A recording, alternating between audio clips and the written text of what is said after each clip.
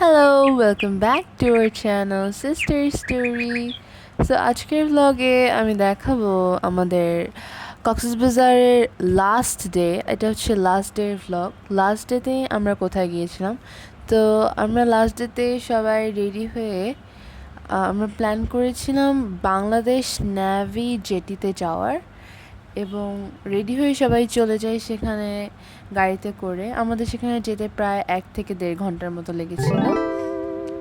তো সেখানে পৌঁছে এনভায়রনমেন্ট অনেক ভালো ছিল। সেদিন বেশি একটা ভিড় ছিল না। আমরা দুপুরের দিকে গিয়েছিলাম, 2টার দিকে। তো তখন বেশি একটা ভিড় ছিল না।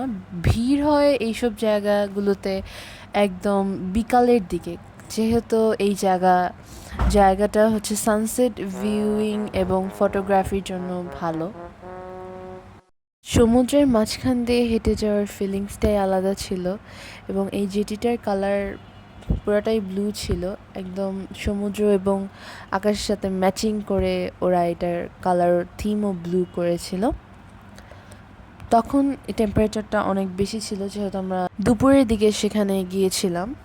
তখন ভিড়টাও কম ছিল। এনভায়রনমেন্ট অনেক ভালো, সমুদ্রের ঢেউ দেখা যায় আর নীল আকাশ, খোলা নীল আকাশের নিচে সমুদ্রের মাঝখান দিয়ে হেঁটে যাচ্ছিলাম।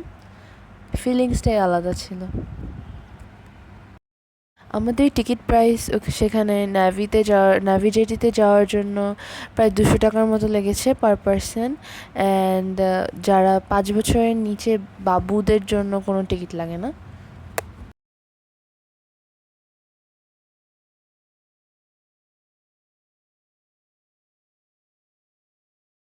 বাংলাদেশ নেভি জেটি এর দূরত্ব প্রায় 1 কিলোমিটার, এবং এটি ইনানি বিচের পাশেই অবস্থিত। বাংলাদেশ বাংলাদেশ নেভি জেটি 2020 সালে কনস্ট্রাক্টেড হয়েছিল, এবং এটা বেশিরভাগ সময় ছুটির সময় খোলা থাকে। আর এখানে কমার্শিয়াল পারপাসেই মোস্টলি ইউজ করা হয়।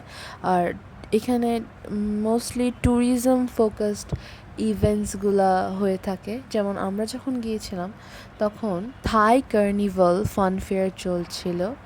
তো যাওয়ার সময় অনেক সুন্দর সুন্দর দোলনা দেখা যায়, এবং আরোহী এবং প্রকৃতি দুইজনই বাবার কাঁধে উঠেছিল। আমি শুধু চান্স পাইনি।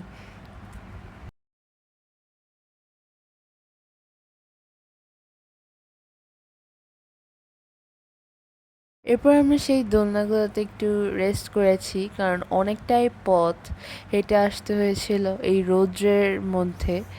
তবে আসার সময় অতটাও তাপমাত্রা বেশি ছিল না, কারণ ততক্ষণে বিকাল হয়ে গিয়েছিল।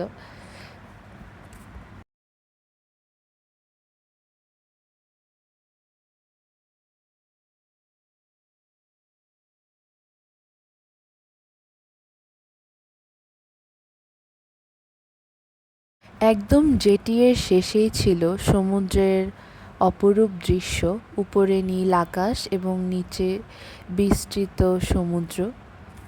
এরপর আমরা সবাই সেখানে সুন্দর ছবি তুলেছিলাম এই সুন্দর দৃশ্যের মাঝে।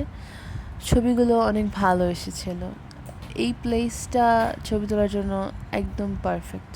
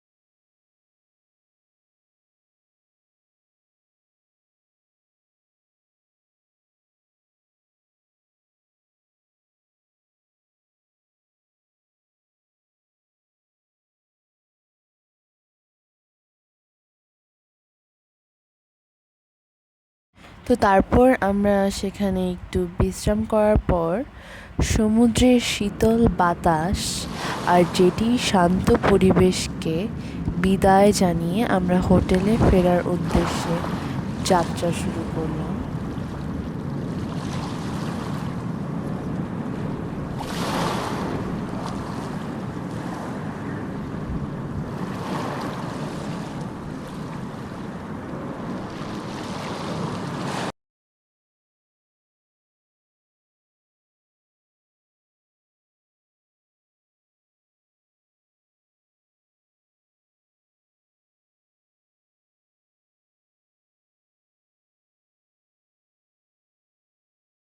তো এভাবেই আমাদের কক্সবাজারের লাস্ট ডে কেটে যায় নেভি জেটিতে।